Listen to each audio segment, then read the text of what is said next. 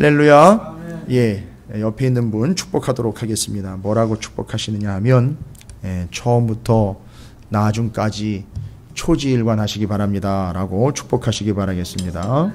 예.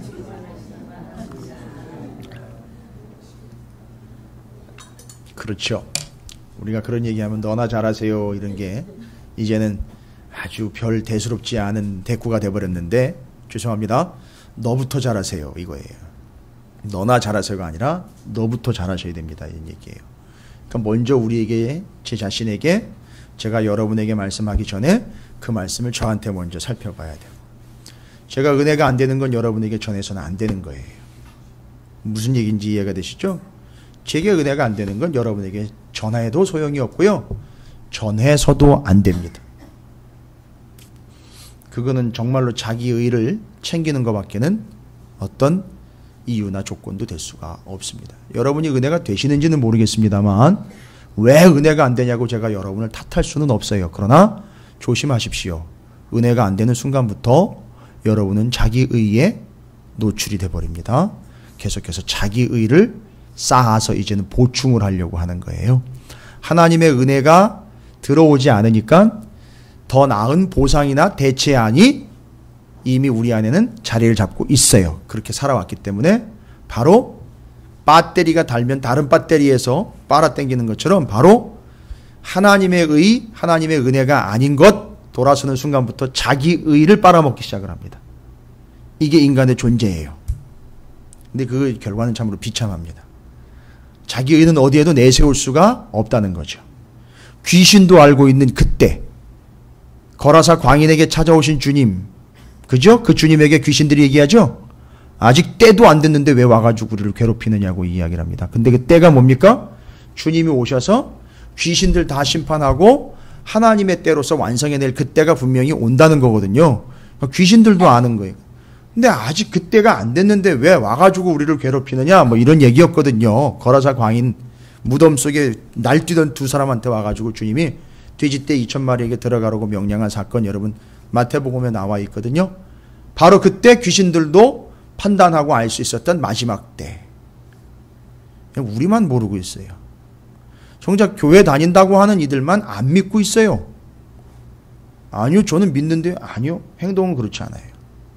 마지막 때가 온다면 절대 그럴 리가 없거든요. 정말 우리에게 내일이 마지막이 된다면 그렇게 살 수가 없거든요. 근데 그렇게 살아가고 있어요. 이게 우리의 처지예요. 여러분 죄송합니다만 내일 주님 오신다면요, 조금 있다가 12시 딱 되면 주님 오신다면요, 이 모습이에요. 이 모습 이대로 주님을 맞으셔야 되는 겁니다. 제가 교만해서 드리는 말씀이 아니라 항상 준비되어 있지 않는다면 여러분 그것은 우리에게 정말 마지막 때가 될 거라는 거예요. 어디서 무엇을 하다가 무슨 말을 하다가 주님을 맞이하게 될지 여러분 좀 고민해 보시기 바랍니다. 여러분께서 어느 자리 어느 현장에서 주님을 맞이하게 될지 또 기대해 보시기 바라겠습니다. 자, 우리가 지금 저녁마다 수요일과 금요일 저녁을 통해서 여러분 역사 공부하시는 거 아닙니다.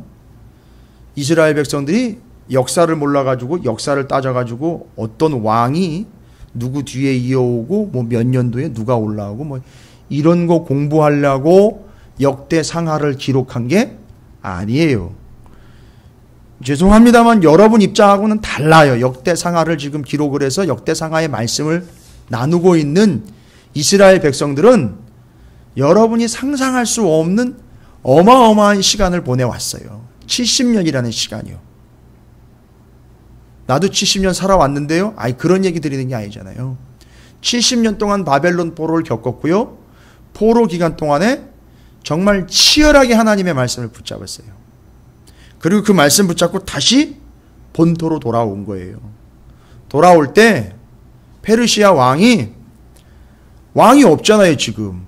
이스라엘은 왕이 없는 거 아니에요. 왕정이 망했으니까요. 그 돌아가면 이거 누가 다스려요?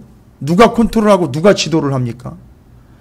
지도권을 가지고 지도할 만한 공동체에 핵심적인 틀이 없는 거예요. 생각해 보세요. 아무것도 없는 거. 근데 가는 겁니다.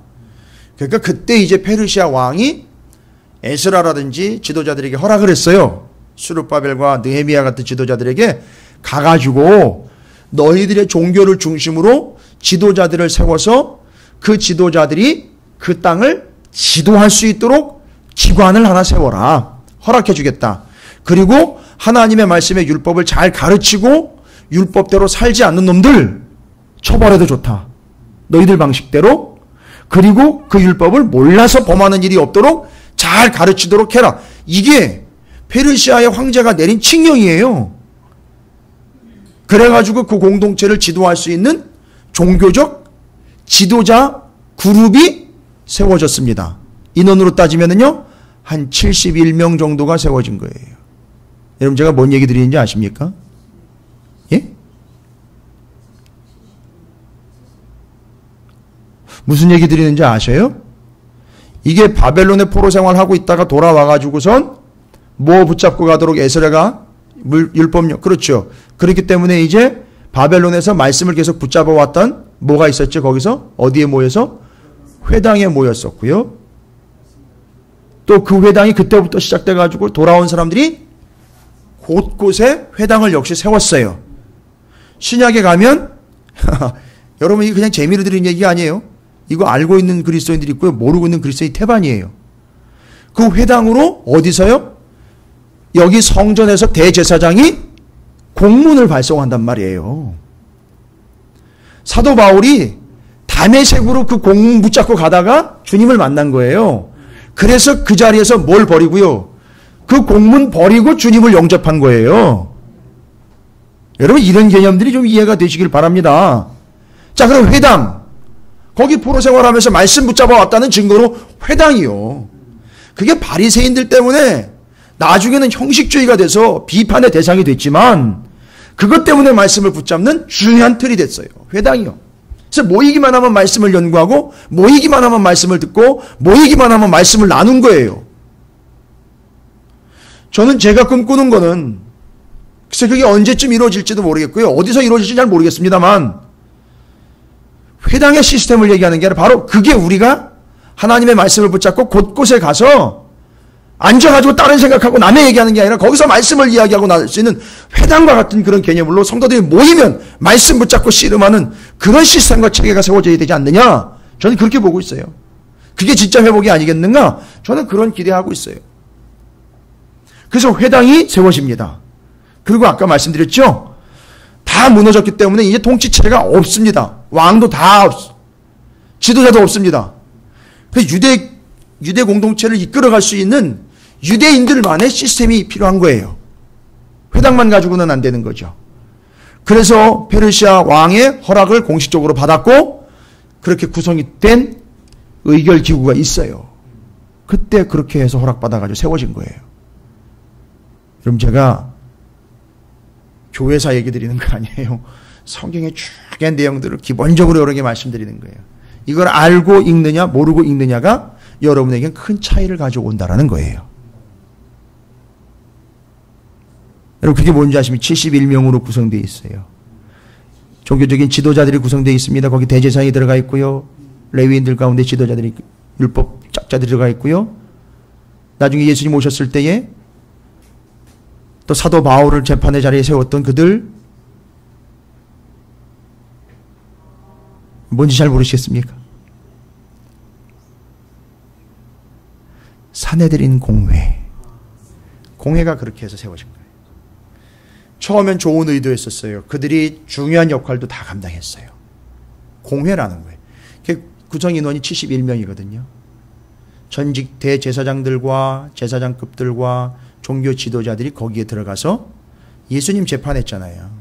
예수님 재판했고 사도들 붙잡아다가 누구의 권세로 지금 그런 걸 전하고 있어? 너 지금 누구의 권세냐? 너 그 누구의 권세야? 라고 여러분 대답하십시오. 누구의 권세라고 이야기하면은요 대답이 나와야죠. 이 사도들이 그들이 앞에 가가지고 그 산헤드린 공회 앞에 가가지고 야 여기 지금 유대인을 지배하고 있는 권세는 우리 권세인데 도대체 너희들은 도대체 어떤 권세야? 니들은 감히 무슨 권세를 여기 와가지고 지금 헛소리를 짓거리고 있는 거야? 라고 이야기할 때 대답이 나와야죠. 여러분. 예? 성경 말씀대로라면요. 영접하는 자, 곧 그 이름을 믿는 자들에게는 하나님의 자녀가 되는 권세를 주셨으니 난 하나님의 자녀의 권세요 라고 대답할 수 있어야 된다는 거죠.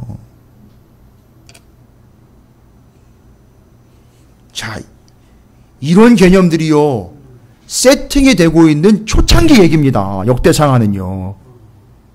공회, 회당 돌아와가지고 말씀을 붙잡고서 씨름하고 있는 이들이요. 그러니까 이 사람들의 포인트예요. 이 말씀에 대한 역사를 바라보는 포인트는 뭐에 관심이 있는 거죠? 회당, 그 다음에 그 제사장 나라 회복을 하기 위해서 원칙으로 삼고 있는 말씀, 에스라가 끌고 들어왔습니다. 거기서 지금 공회원들을 통해서 하나님의 나라, 제사장 나라가 다시 세워져야 되니까 온통 관심은 다 뭐에 있느냐 하면 말씀에 있었던 거예요. 그 제사장 나라의 법인 말씀에 관심이 있는 거라고요. 여러분, 그 관심의 포인트를 가지고 오늘 역대하 18장, 19장을 보셔야 된다는 얘기예요. 그래서 18장에서 멈추면 안 되고 19장으로 넘어간 거예요, 같이. 제가 다시 한번 말씀드립니다. 여러분이 알고 있는 상식선과 여러분이 바라고 있는 것, 여러분의 판단과 가치 기준으로 성경의 내용과 인물들을 판단하지 마십시오. 절대. 왜 이런다는 거야, 도대체? 이건 도대체가 말이 안 되는 거 아니야. 여러분, 이렇게 판단하지 마십시오. 거기는 분명히 의도가 있어요. 우리보다 더 깊은 하나님의 뜻이 있고요. 우리보다 더 많은 걸 경험한 이스라엘 백성들의 경험이 담겨 있는 거예요. 그걸 깊이 있게 살펴야죠. 우리가 보고 싶은 거 듣고 싶은 것만 빼가지고 큐티하는 식으로 몇 구절만 외워버리고 그걸 가지고 다 재고 그걸 가지고 다 적용하려고 하는 그런 짧은 시기에 그런 수준 낮은 그런 큐티식의 말씀은 여러분 이제 좀 지양하시기 바랍니다. 더 깊이 있고 넓게 하나님의 말씀을 더 폭이 있게 여러분의 삶에 적용하셔야 된다는 거예요. 그게 지금 18장, 19장을 여러분이 이제 어떻게 보시느냐가 관건이 되는 거예요. 그러니까 지난 수요일에도 말씀드렸어요. 왕이 누구 뒤에 누구 이어주고 누구 위에 누구 이어주고 여러분 이거 관심 없는 거 아시죠? 역대상하에서는요. 오직 뭐에 관심이 있죠? 이건 여러분에게도 해당되는 거예요. 우리가 누구를 본다는 개념이 하나님이 여러분 한 사람 한 사람을 1대1로 보신다는 거예요. 그렇게요. 이게 그 관점이라는 거예요. 그래서 중요한 왕들이 지금 등장을 하는데 그 왕들의 족보를 깨는 게 관심이 있는 게 아니라 그 한 사람 한 사람을 지금 어떻게 하고 있죠? 아주 해부를 하고 있죠? 그래서 아사왕 같은 경우는요, 제일 쉽게 말씀드린 거잖아요. 그렇죠. 처음 가운데 나중 모습이 어땠느냐 이거. 여러분이 그렇게 비춰주고 있다니까요. 하나님 앞에 그렇게 보여지고 있다는 거예요, 지금. 개척했을 때, 중반, 지금, 아니면 또 나중까지 여러분 계속 그렇게 보고 계셔요. 올해를 이야기할까요, 올해? 올해 시작할 때와 지금 중반쯤하고 지금 이제 말년으로 가고 있을 때 요때, 여러분 다 하나님이 보이는 거예요. 한 달로 봐도 그래요. 한 달로 봐도. 난 시작할 때, 중반, 또 한 달 마무리할 때쯤 돼가지고. 아니, 회사도요. 회사도 한 달 맞으면요. 한 달 시작할 때와 중간 결산이 있고, 마지막 달, 끝날 결산이 있어요, 여러분. 심지어 세상도 그래요. 그러니까 우리가 그걸 말씀을 통해서 우리가 좀 점검해 보자는 거예요. 매일 그날이 그날인 식으로 오늘도 똑같은 말씀일 것이고 그렇게 가는 거지. 아니요. 철저하게 여러분이 그거를 적용을 하시라는 겁니다. 그게 아사왕에게 우리가 정확히 보여준 거예요. 근데 오늘 그 아사왕의 아들 누구죠? 여호사밧도 마찬가지인 거예요. 여호사밧에 대해서 아주 해부를 하고 있어요. 아주 세밀하고 자세하게 살피고 있다는 거예요. 그의 기본 자세가 어떠했고 그의 처음과 나중 모습이 어떠한지 중간에 그 모습은 또 어땠는지 지금 아주 낱낱이 살피고 있다는 거예요, 여러분. 내가 성경을 읽고 있다고 성경에 나와 있는 인물들을 내가 내 신앙 가지고 판단할 수 있을까라는 생각 여러분 접으십시오. 여러분이 역시 이런 날카로운 관점과 이런 안목으로서 여러분들도 평가를 받고 있다는 사실 절대 잊지 마시기 바랍니다. 자, 그러면 이제 역대상하의 관점 계속해서 잘 나오고 있어요. 족보 깨지 않고 한 사람 한 사람의 왕이 그 처음부터 나중까지가 어떠했는지를 면밀히 살핀다는 거죠. 그 다음에 오늘요 재밌는 거는요. 역대하 18장 19장에는요 특별히 18장에 보면 제가 이전에 말씀드렸지만 이건 북이스라엘 역사는 다루지 않고 남유다만 다룬다 했는데 이상하다. 누가 등장을 하죠? 아합 왕이 등장. 여러분 이건 북이스라엘 역사 다루는 거 아니잖아요. 누구와 관련돼서요? 그렇죠. 여호사밧과 관련돼서 이 아합 왕과 비교를 하기 위해서 끌어온 거지 북이스라엘 역사를 다루는 거 아니에요. 북이스라엘은 이미 그렇죠. 논의의 대상이 아닌 거. 이미 여기 역대상하를 기록할 때쯤 되면 북이스라엘과 남유다는 다 망해버렸고 북이스라엘은 뭘로만 남아있죠? 종족으로? 북이스라엘이요? 북이스라엘 10지파 다 망하고 난 다음에 아수르가 뒤섞어버려서 사마리아인으로만 남아있고요. 유대인으로서 남유다 이 사람들이 지나온 역사를 돌아보면서 북이스라엘 역사는 지금 노코멘트예요. 그건 얘기할 필요가 없는 거예요. 자기들이 이야기할 부분이 아니라 800년 뒤에 망하고 난 날 800년 뒤에 사마리아 수가성 여인 이야기하면서 관통하시죠. 주님이 그때 회복이 되는 거예요. 이런 역사들이 있습니다. 이런 긴 뜻이 있고요. 그래서 글로 통과하실 수밖에 없는 거죠. 거기를 회복하시겠다라고 말씀하셨으니까 글로 통과하신. 그래서 지금 아합 왕과 여호사밧 왕이 어떻게 되고 있죠? 비교가 되고 있는 거예요, 여러분. 그래서 이제 한 사람을 볼 때 아사 왕을 볼 때 초기, 중기, 말기로 면밀하게 봤죠. 여호사밧 왕을 볼 때도요. 처음, 중간, 나중 보면서 동시에 또 어떤 방법을 쓰고 있죠? 그렇지 않은 아합 왕과 비교를 하고 있다는 거예요. 이게 지금 이게 의도예요.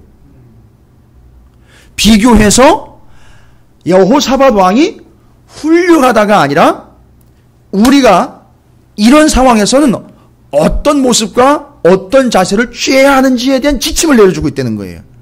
재밌어요, 여러분. 어려운 거 없습니다. 논란되는 거 없어요, 본문에서는요. 여러분이 어렵지 않게 읽으셨지요? 예. 18장과 19장. 특별히 이제 여호사밧 왕이 아합 왕과 비교되면서 비교되는 점을 여러분 반드시 찾으셔야 돼요. 비교되는 점이요. 그걸 뽑으셔야 됩니다. 그 다음에 19장에 넘어가면 중요한 건 뭐냐면 여러분 아합 그리고 여호사밧 비교 끝에 여호사밧 왕이 욕을 얻어먹어요. 19장 시작하면서 여러분 보셨어요? 선지자, 여긴 왕이 아닙니다. 북이스라엘 왕이 아니라 선견자 예후라는 인물이 여호사밧에게 와서 일침을 가하죠. 뭐 하는 짓입니까 그게? 일침을 가해요. 또 이거 보고 아우 이 여호사밧이 또 왜 그랬대? 이게 또 망하려고 작정을 했구만. 여러분 이렇게 또 받아들이시면 안 돼요. 본문의 의도는 그게 아니라고요. 뭐 그런 왕들이 또 어떻게 이렇게 세워지고. 여러분 그게 인생이에요. 여러분 여호사밧을 함부로 평가하지 마세요. 심지어 여러분 아합도 여러분이 의도대로 파악하시고 여러분이 마음대로 평가하시면 안 돼요. 죄송합니다. 우리라고 뭐 난 게 있습니까? 아니 우리라고 이 사람들 우리가 함부로 평가할 수 있는 자격이 됩니까? 아니요. 여러분 성경의 의도를 잘 파악을 하셔야 돼요. 그래서 그 사람들이 잘하는 거 뽑아가지고서 너희들도 그렇게 훌륭한 사람 되라가 아니에요. 봐라. 이런 사람들도 하나님의 은혜가 아니면 이렇게 펑펑 나가 떨어진다. 그러니까 하나님의 전적인 은혜다. 이거 깨닫게 하시는 거예요. 여러분 두 손 들고 주님께 나오도록 하는 게 목적이라는 거예요. 두 손 들고 펄펄하게 살아가라고 얘기하는 게 아니라 두 손 들고 나옵니다. 이게 하기 위해서 여러분에게 말씀드린 내용이 아주 치밀하게 기록이 된 거예요. 그럼 여러분 보십시오. 여호사밧 왕이 아합과 비교가 되죠. 여호사밧 왕이 말씀 앞에 어떻게 반응하는지에 대한 아주 중요한 구절로 19장에 나와 있는 거예요. 제가 순간 좀 섬찟했어요. 그러니까 잘 모르고 본다면 야 이거 예후 죽었네. 이거 선견자 예후 죽었네. 이게 감히 어느 앞이라고 함부로 짓거려. 이럴 수 있었는데 아무 소리도 없어요. 아무 내용도 적혀 있지 않고 뒤로 보면 여호사밧이 지극한 반응을 보입니다. 야 이건 누구를 떠올려 보시면 되느냐. 이건 다윗을 떠올리셔야 돼요. 여호사밧을 보면 다윗을 볼 수 있어요. 자, 여기까지만 하고 18장에 아합 왕과 비교하고 있는 여호사밧을 보십시오. 정말 이 아합 진짜 답이 안 서는 인물이에요. 근데 좀 아쉬운 게 뭐냐 하면 18장 1절에 보시면요. 너무 아쉬운 거죠. 뭐죠? 여호사밧이 부귀와 영광을 크게 여러분 이거 그냥 기록된 게 아니에요. 여호사밧을 그냥 치켜 올리려고 요 구절을 적어 놓은 게 아니라 이렇게 되면 부귀와 영광을 떨치면은요. 어떻게 된다고요? 나라가 이렇게 부귀와 영광을 떨치게 되면 어떤 일이 생깁니까? 나라가 이렇게 되면 아니, 물론 안에서 이제 그런 유혹이 올 수도 있지만 주변에 있는 나라들이 어떤 반응을 보일까요? 예? 여기 지금 지난 시간에 보면 17장에 보면 여호사밧의 군대가 어마어마한 거 지금 확인하셨죠? 그거 근거로 국력 상당히 크다는 거 아시겠죠? 아주 번영이 돼가지고 경제력도 상당히 높아졌다는 거 아시겠죠? 그래서 주변 지역에 그 이름이 널리 떨쳐졌다는 거 여러분 보시면 아실 수 있죠? 이게 우리가 자세하게 안 나와있다 그냥 넘어갈 게 아니라 바로 이 모습이 마치 어느 시절을 다시 회복해내는 것 같은 그런 느낌을 받을까요? 예? 다윗과 솔로몬 때를 마치 회복하는 거죠. 근데 그 다윗과 솔로몬 때 어떤 일이 있었다 그랬죠? 주변에 있는 나라들이 기억나시잖아요. 특별히 솔로몬 때는요. 저 구스의 여왕까지도 와가지고 지혜를 배워가고 조공을 바치고 주변에 있는 나라에 감히 쳐들어올 생각 못하고 이거 가져다 쓰시지요라고 조공 갖다 바치고 막 이런 분위기였죠. 여러분 지금 대충 그런 분위기로 온 거예요. 이거 그냥 넘어가시면 안 돼요. 그러다 보니까 어떤 유혹이 오지요? 주변에서 그렇죠. 관계 맺자이 오죠. 그런데 문제는 뭐예요? 다른 나라 얘기는 안 나와 있는데 다른 주변국들과 이 관계를 맺은 건 안 나와 있는데 누구랑 관계를 맺은 거예요? 북이스라엘 아합과 혼인 관계를 맺은 게 기록이 되어 있어요. 왜일까요? 다른 나라하고는 안 맺었는데 북이스라엘과는 관계를 맺었어요. 기본적인 건 북이스라엘이 들러붙었어요. 아합이 어떤 인물인지 여러분 이제 잠깐이지만 보시면 아실 거예요. 그죠? 아주 교활하고 임기응변에 능하고 그런 것들을 아주 가치 있게 챙기는 눈치가 빠른 존재라는 걸 여러분 아실 거예요. 그죠? 이익이 된다면 그걸 챙기는 존재죠. 근데 그 사람이 아합이 여호사밧과 조약을 맺어버립니다. 어떻게 조약을 여호사밧의 아들 여호람과 아합의 딸 아달랴라는 공주와 결혼을 시켜버려요. 그래서 여러분 남유다의 왕이 20명 중에 여왕이 하나 있다 그랬죠? 그게 그 아달랴라는 여자예요. 그 여자가 어마어마한 일을 벌였지요. 나중에 상당히 심각한 일이 발생이 돼요. 그 여자 때문에. 그건 뒤에 얘기고요. 그런 관계를 맺은 겁니다. 근데 이게 여호사밧이 또 그렇게 요구를 할 때 받아주고 들어줬어요. 이유가 뭘까요? 여러분 여호사밧을 편드는 게 아니에요. 여호사밧이 멍청이고 믿음이 없었고 신앙이 없었다 이런 식으로 또 매도할 것도 아니에요. 다른 민족들은 수교를 맺지 않았는데 북이스라엘과는 유독 수교를 맺었어요. 뭘까요? 여호사밧 왕이 그냥 날라리가 아니에요. 그냥 바지저고리가 아니에요. 이 사람 뭐 붙잡고 있는 사람이에요? 일단 말씀 붙잡고 있는 사람. 그러니까 북이스라엘 봤을 때 무조건이에요. 북이스라엘도 여전히 여로보암 때 하나님 분명히 얘기한 게 있어요. 너희들이 왕정을 유지할 수 있는 방법 가르쳐 줄게. 1년에 3번씩 꼬박꼬박 어떻게 하라고요? 예루살렘에 내려와서 6월절, 초막절, 7.7절, 오순절이라고 하죠? 꼭 지켜라. 그럼 내가 너의 왕위를 견고하게 해주겠다. 그러니까 뭐 하라는 거죠? 네가 왕이지만 하나님이 날 인정해. 그럼 나도 너 인정해 줄게. 근데 그걸 어떻게 했어요? 끊어버렸단 말이에요. 다니엘과 베델에 우상 숭배하는 단을 세워버렸단 말이죠. 그리고 차단을 시켜버렸어요.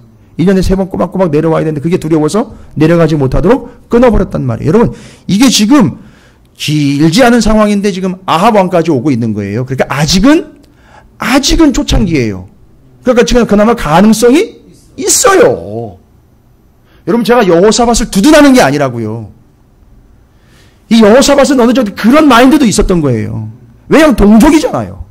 그러니까 이들이 좀 돌아왔으면 좋겠다라는 마음도 가지고 있는 거예요. 왜? 말씀을 알기 때문에.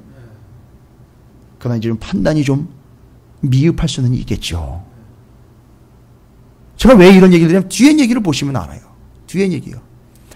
아합 왕이 무슨 꾀가 아니에요. 뭔 욕심을 하냐. 길르앗 라못, 즉 암몬 땅에 있는 적들을 쳐들어가려고 그러는데 자기 힘으로는 안 되는 거예요. 그러니까 이제는 어떻게 요구를 하죠? 결혼 관계인 여호사밧 남유다를 끌어들여서 이들의 힘을 빌려서 쳐들어가고 싶은 거예요. 그런데 거길 쳐들어가려고 하는 그 꾀에 그 목적에 여호사밧이 아니요라고 발을 뺄 수 없는 게 지금 이 남유다하고 북이스라엘은 무슨 관계예요 지금?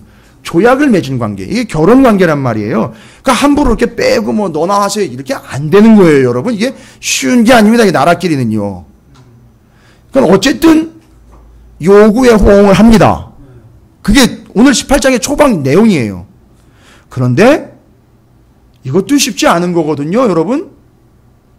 18장 4절에 보면 여호사밧이 뭐라고 얘기합니까?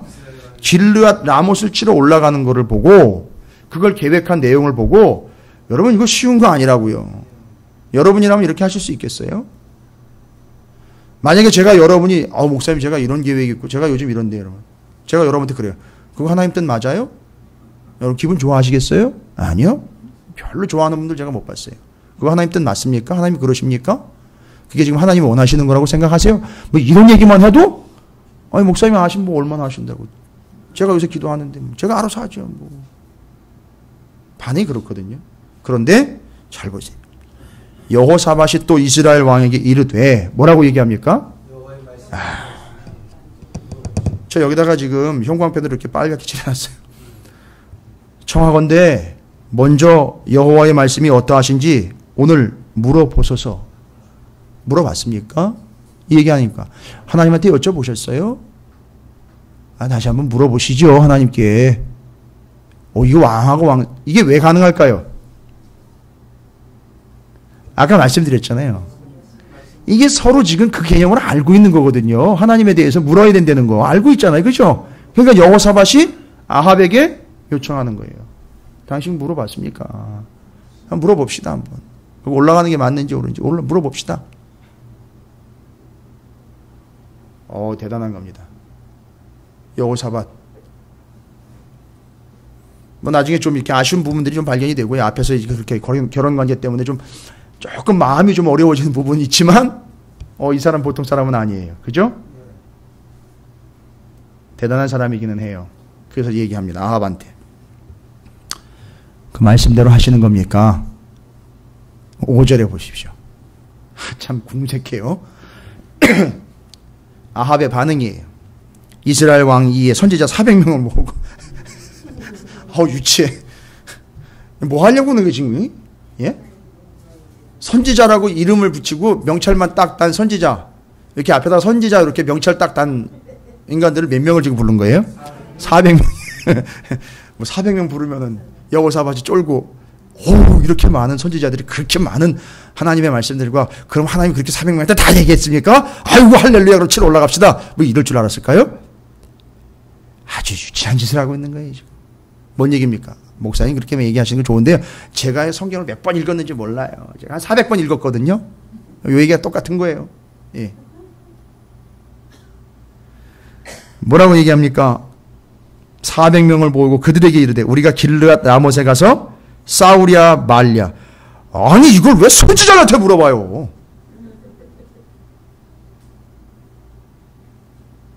아유 그게 그거 아니에요 목사.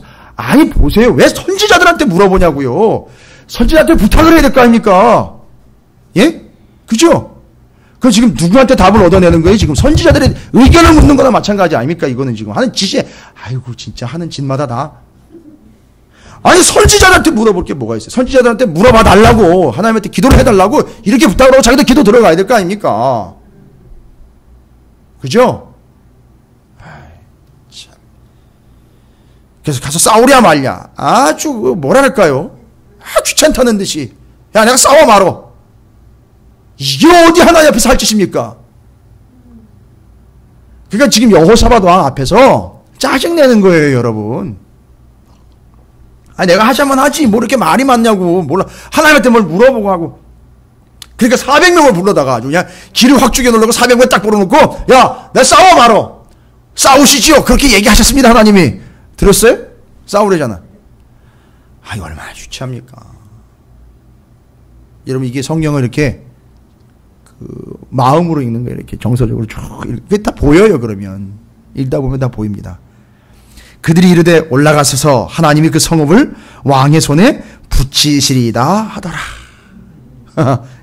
그런데 여호사밧이 더 대단해요. 잘 보세요. 6절에 보십시오. 여러분이 뭐 예습은 안 해오셨을 것 같은데 6절에 보면 여호사밧이 이르되 이 외에 우리가 물을 만한 여호와의 선지자가 여기 있지 아니하니까 하니. 400명 뭐라는 거예요. 이 400명 말고요. 이거 딱 여러분 여기서 와우 하셔야 되는 거예요. 대단한 수준입니다. 여호사밧이요. 이 400명이 숫자로 다 왔지만 와가지고 하나님 뜻이라고 얘기했지만 여호사밧이 한눈에 봐도 아니라는 거예요. 딱 봐도 아니라는 거예요. 그리고 이미 알고 있는 거예요. 누구를 의식을 하고 그 한 사람 제가 있는 걸로 알고 있는데요. 어떻게 그걸 알아요? 늘 관심이 있었던 거죠. 늘 그거에 관심이 있는 거예요. 누가 진짜 하나님의 말씀을 전하고 살고 있는지를 관심 갖고 있었던 거예요. 그 한 명 미가야를 의식을 해서 이 이야기를 턱 던져놓은 거예요. 그러니까 여기서 이제 아합이 주저앉는 거예요. 아, 드디어 올 게 왔다. 아, 이 인간 괜히 불렀다. 뭐 이런 식인 거예요. 그러니까 7절에 이스라엘 왕이 누구예요? 아합이요. 여호사밧에게 아직도 이물라의 아들 미가야가 한 사람이 있어요. 아직도 있다는 거예요. 그놈 죽지도 않고 아직도 있다는 거예요. 그게 내가 지금 골칫덩어리 되는 거예요. 그러니까. 그리고 얘기합니다. 그로 말미암아 여호와께 물을 수 있으나 어떻게 했다는 거예요? 물을 수 있으나 어떻게 했다는 거예요? 여러분 400명하고 지금 400대 1 아닙니까? 물을 수는 있지만 어떻게 했다는 겁니까 지금? 물을 수 있는데 안 물었다는 거 아닙니까?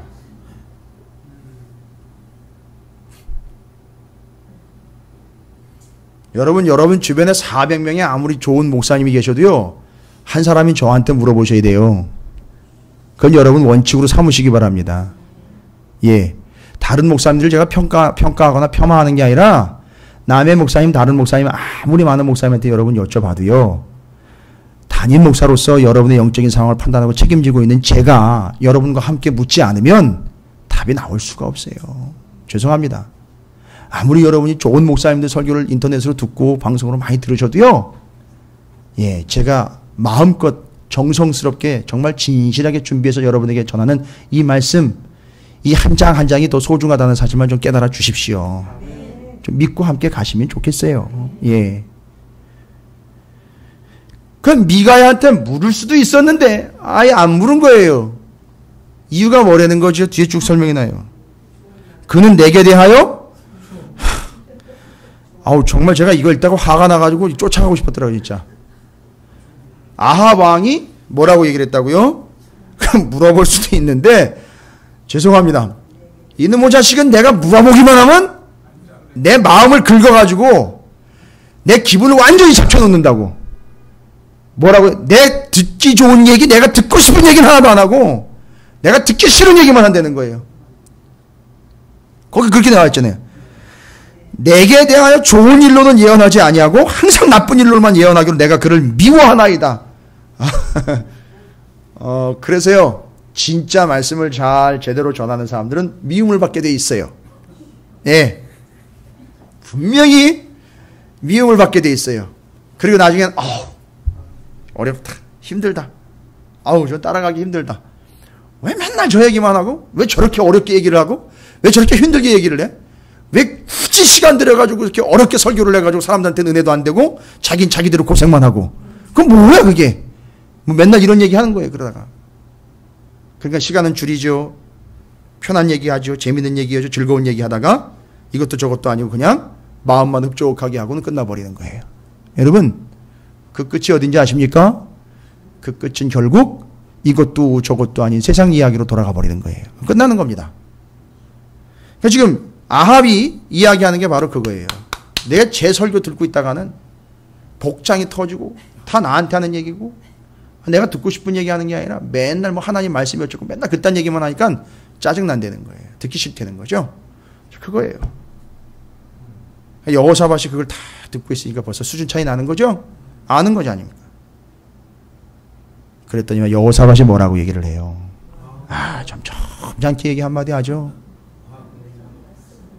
여호사밧이 이르되 왕은 그런 말씀 마소서. 이야, 사람 된 거예요, 이 사람. 그러지 마십시오. 좋은 말로 겸손하지만 점잖하지만 아주 일침을 가하는 거죠. 그거 아닙니다. 그거 그렇게 받는 거 아닙니다. 그러지 마세요. 라고 대답을 하더라고요. 이야, 왕이지만요, 데리고 목회할 만 하겠어요, 그죠? 이야, 정말 이거 갑질하는 거 아니고요, 참 정말 믿음직스러운 일꾼 삼을 만 하겠어요, 그죠? 그렇게 하는 거 아닙니다. 그게 하나님 뜻 아닙니다. 하나님 말씀은 그렇게 하신 적이 없어요. 그럼 뭔 얘기예요? 들을 건 들으라는 거예요, 지금. 당신이 듣고 싶은 거 듣는 게 아니라, 당신이 듣고 싶은 걸 듣는 게 아니라, 하나님이 하시고 싶은 걸 여러분이 듣는다. 이거 얘기하는 거예요. 그러니까 그 얘기 딱 듣고는요, 또 이제 심통이 나가지고, 입이 나왔습니다. 입이 나왔는데 어디까지 나왔어요? 서울역까지 나왔잖아요. 아십니까? 예. 그래서 8절에 보니까 자, 이제 조치 들어가죠. 어떤 조치가 나오죠? 이스라엘 왕이 한 내시를 불러 이르되 이블라의 아들 미가야를 속히 오게 하라 하니라. 이스라엘 왕과 유다 왕 여호사밧이 왕복을 입고 사마리아 성문 어기 광장에 각기 보좌에 앉았고 여러 선지자들이 그 앞에 예언을 하는데 400명 나와 있죠. 그리고 아직 한 사람 이제 부르러 보냈잖아요. 누구죠? 미가야 부르러 보냈는데 아직 안 오는 상황에서 이제 준비하고 있습니다. 10절에 그나아나의 아들 시드기야는 철로 뿔들을 만들어 가지고 말하되 그 사이에 또 미가야가 오기 사이에 중간에 이 거짓 선지자 하나가 딱 등장을 해가지고 퍼포먼스를 하나 해요. 뭐 합니까? 철로 뿔들을 만들어 가지고 해요. 철로 뿔을 만들었습니다. 그리고 말합니다. 여호와께서 이같이 말씀하시기를 뭔지 말해요, 하나님이. 지가 그냥 떠벌리는 거죠. 뭐라고 얘기를 합니까? 왕이요, 아합 왕이 이것들로 아람 사람을 찔러서 진멸하리라 하셨습니다. 세상에 하나님이 한 적이 없는데 그 얘기 와가지고 쇠뿔을 만들어 가지고 왔어요. 이걸로 그 사람들 진멸시킬 겁니다라고 저한테 말씀하셨다는 거예요. 그래서 제가 지금 그걸 그대로 전하고 있습니다. 예언합니다라고 이야기를. 야, 이게 지금 아합 주변에 맨 모여 있는 것들하고는 다 이런 것들만 모여 있는 거예요 지금. 정말 골치 아프죠. 그러니까 여호사밧이 지금 아합 만나러 왔다가 야, 이거 엉망진창이구나 이거. 이게 여러분 계산 다 나오는 거예요. 여기 끝났구나. 여기 끝났구나 이거. 여기 이거 끝났구나. 더 이상 볼 게 없구나. 이 계산이 다 되는 거예요 지금. 여러 선지자들도 그와 같이 예언, 다 똑같이 예언해 그렇게. 이르기를 길르앗 라못으로 올라가서 승리를 거두기를 길르앗 라못으로 올라가서 승리를 거두소서 여호와께서 그 성읍들을 왕의 손에 넘기시리이다 하더라. 자, 미가야를 부르러 간 그 내시죠. 내시에게 얘기했으니까 아까 그 사자가 미가야한테 얘기합니다. 또 들어보세요. 가관이에요 또. 12절 보시면 미가야를 부르러 간 아합의 신하가 뭐라고 얘기한다고요? 선지자들이 말하는 게 하나같이 다 왕에게 좋게 말하고 있습니다 지금. 청하건대 당신의 말도 그들 중에 한 사람처럼 좋게 좀 말해주세요. 누구한테요? 왕이 듣기에 좋은 얘기 해달라는 거예요. 자꾸 시끄럽게 해가지고 하나님이 하시고 싶은 얘기 하지 말고 듣고 싶은 얘기를 좀 해주라는 얘기예요. 시끄럽게 만들지 말고. 여러분 선택해보세요. 어떻게 여러분 듣고 싶은 얘기 해드려요? 예? 듣고 싶은 얘기 해드려요? 하나님 하시고 싶은 얘기를 해드려요? 예. 갈라 그랬어요, 저 그러면. 듣고 싶은 얘기 해달라고 하면 제가 갈라 그랬습니다.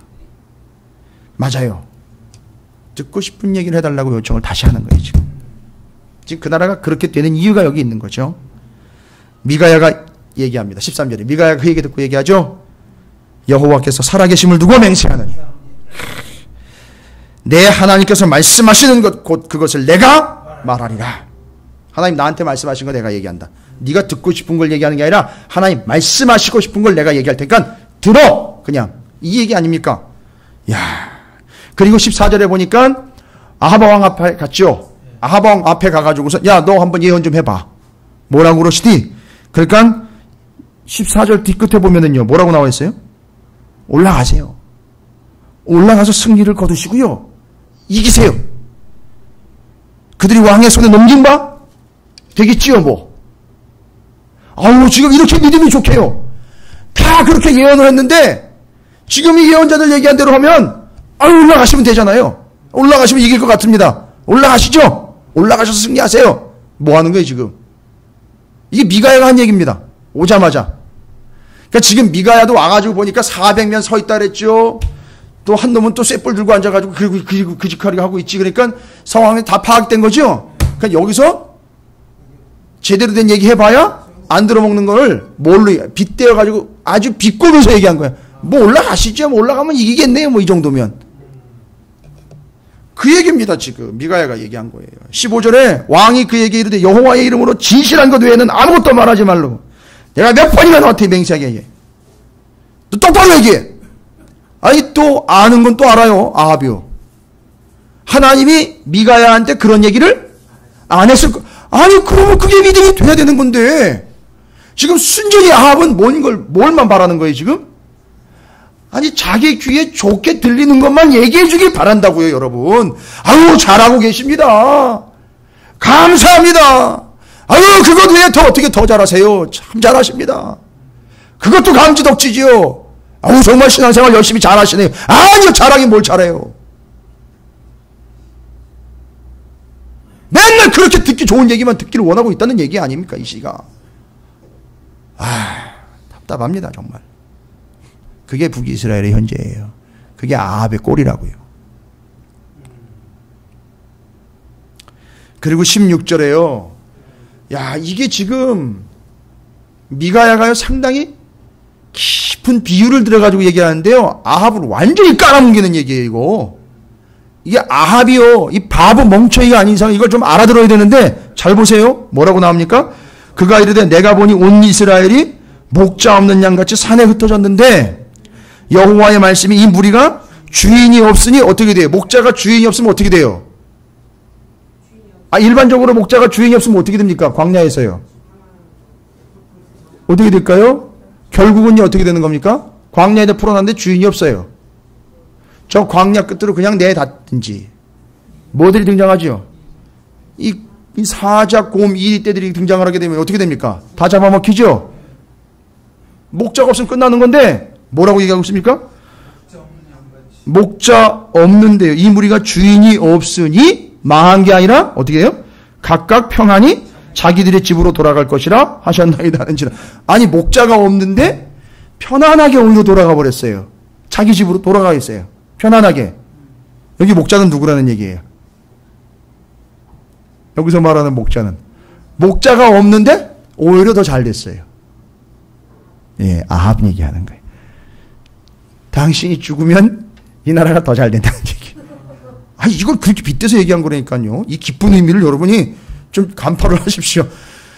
당신이 목자인데 당신이 죽으면 오히려 양떼가 흩어져 죽는 게 아니라 오히려 평안해진다는 거예요. 이건 뭘 얘기하는 거예요? 당신이 죽는다는 얘기예요. 그리고 이 나라 제대로 된다는 얘기예요. 백성들이 오히려 편하게 된다는 얘기 아닌 거 아닙니까? 근데 아니나 다를까? 28절부터 34절이에요. 어떻게 돼버렸어요? 죽는 것도 보면 어떻게 이렇게 비참하게 죽나 몰라요. 33절을 보십시오. 한 사람이 무심코 화를 남겼어요. 여러분 관역을 맞추듯 목표를 정말 소 뒷발에 쥐잡는 거죠. 무심코 화를 남긴 거예요. 그냥 대충 쐈는데요. 죄송합니다. 세상 사람들 얘기를 정말 재수없이 죽은 거예요. 어떻게 이렇게 죽습니까? 죽는 거 나오죠? 아합왕 죽습니다. 끝나는 거죠? 자, 여기 지금 제가 미가야를 통한 아합과 여호사밧의 그 모습을 지금 계속 그리고 있어요. 뭐 하는 거죠? 지금 여기서는 지금 아합과 여호사밧 비교해야 된다 그랬죠?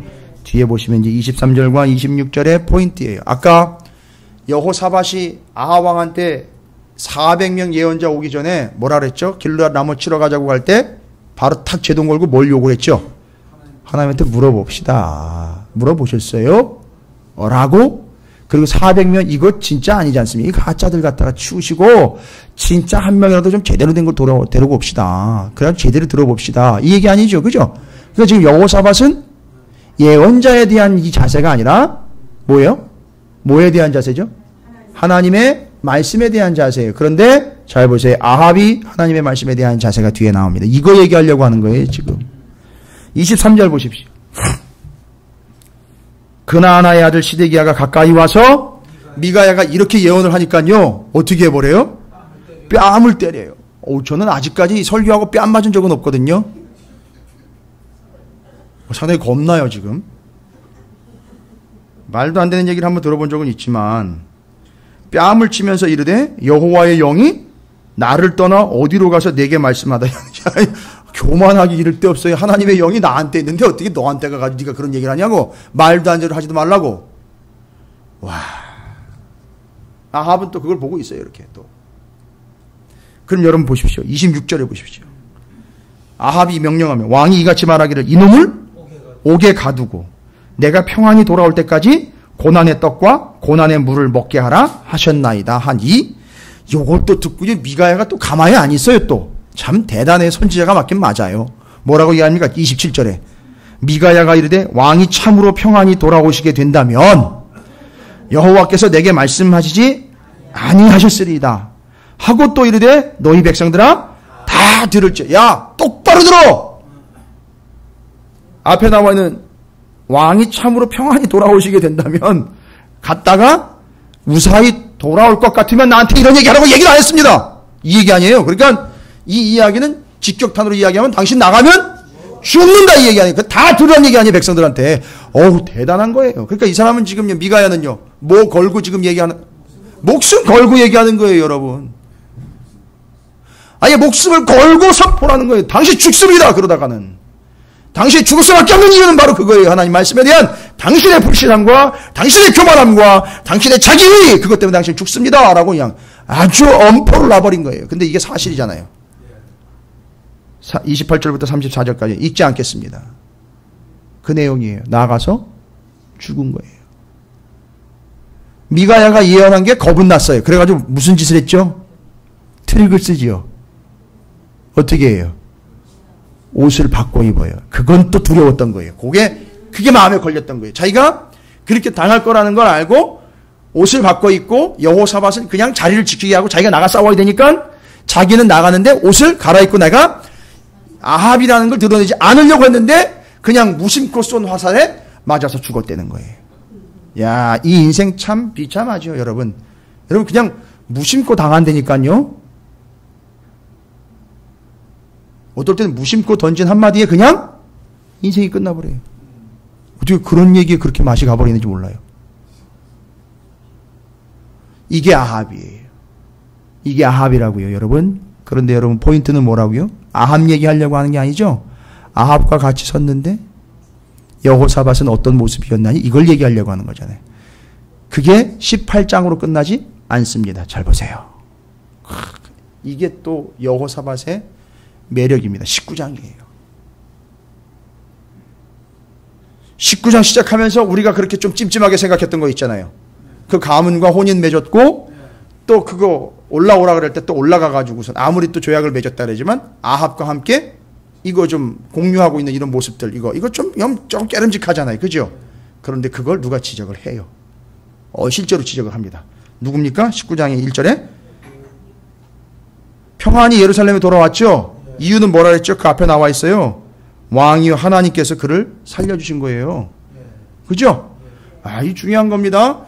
그래서 19장 1절부터 3절까지 핵심이 다 들어있습니다. 자 보십시오. 유다왕 여호사밧이 평안히 예루살렘에 돌아와서 그의 궁으로 들어갔습니다. 궁으로 들어갔어요. 그런데요. 평안히 들어간 그에게 하나님의 아들 선지자 예후가 나아가서 여호사밧 왕을 맞아 이르되 이 왕을 기다리고 있었던 거네요. 들어오기를. 이르되 뭐래요? 왕이 악한 자를 돕고 여호와를 미워하는 자들을 사랑하는 것이 옳은 일입니까? 그러므로 여호와로부터 진노하심이 왕에게 임하리이다. 우와. 아니 왕한테 아주 직격탄 날려버리죠? 이거 누구 모습이랑 닮아 있잖아요, 여러분. 이렇게 한 사람이 별로 없거든요, 지금. 이게 옳은 얘기입니까? 하나님의 진노가 당신에게 임할 것이요! 라고 아주 그냥 직격탄을 날려버리죠. 이거 누구 떠올리십니까? 왕정시대. 그렇죠. 나단 선지자. 그 다윗의 그 패역한 모습, 메모지 한 장 적어가지고선 우리아를 죽게 만든 사건과 그의 아내를 취해서 동침한 사건, 뭐 이런 거 다 감추려고 했던 그 모든 더러운 짓거리들, 이런 것들을 예를 들어 딱 설명하니까 그 나쁜 놈이 누구냐고 다윗이 오히려 대들 때 거기다 대고 뭐라 그랬죠? 그렇죠. 잘하십니다. 예. 통성경학교 지원하신 분들은 내일 내용이에요. 잘 보시기 바랍니다. 그게 바로 다윗이야! 라고 소리를 지르면서 와, 평생에 다윗이 누구한테 쫄아본 적 없다 그랬죠. 곰한테서 곰이요. 그 어마어마한 곰이 딱 일어서가지고 찍으려고 이러면 어느 누구든지 그냥 가는 거 아닙니까? 곰 사자한테 쫄아본 적 없고. 누구? 골리앗이요?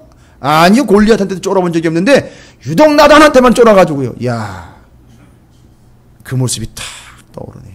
그런데 그걸 딱 듣고는 진노하심이 왕에게 이 말이다. 그런데 여기는 이 예후가, 선지자 예후가 한마디를 더 보탭니다. 야, 이게 또 여호사밧의 가능성이었었어요. 뭐라고 얘기합니까? 3절에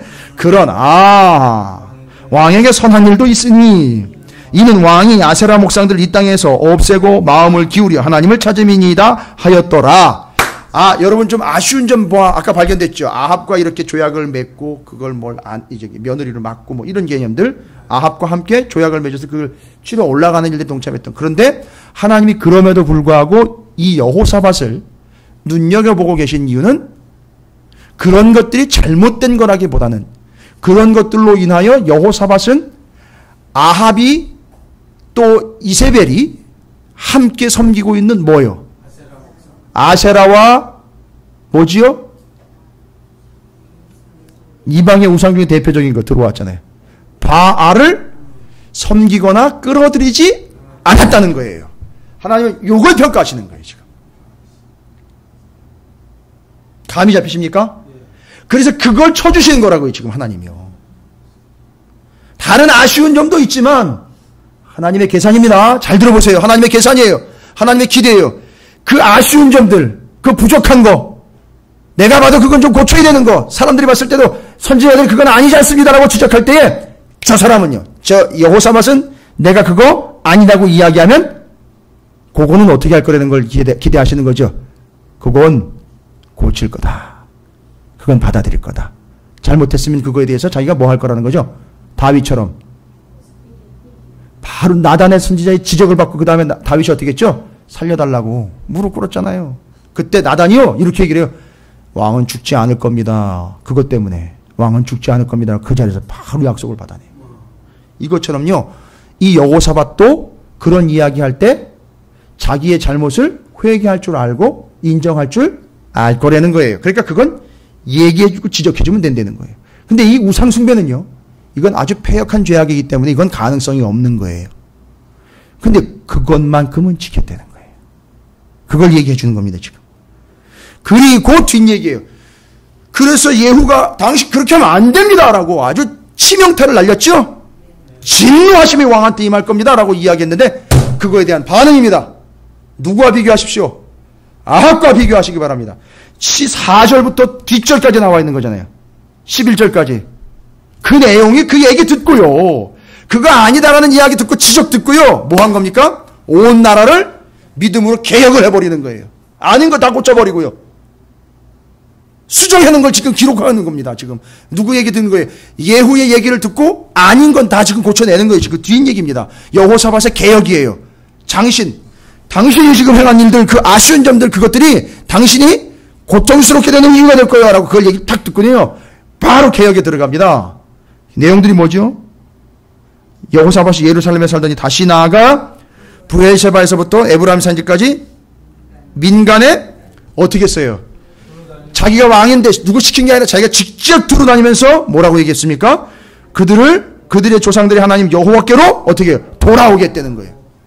여러분, 이게 이 사람이 직접 한 거라고요. 여호사밧 왕이 자기가 직접 다니면서 여호와 하나님께로 돌아오라고요. 뭘 통해서요? 말씀을 통해서요.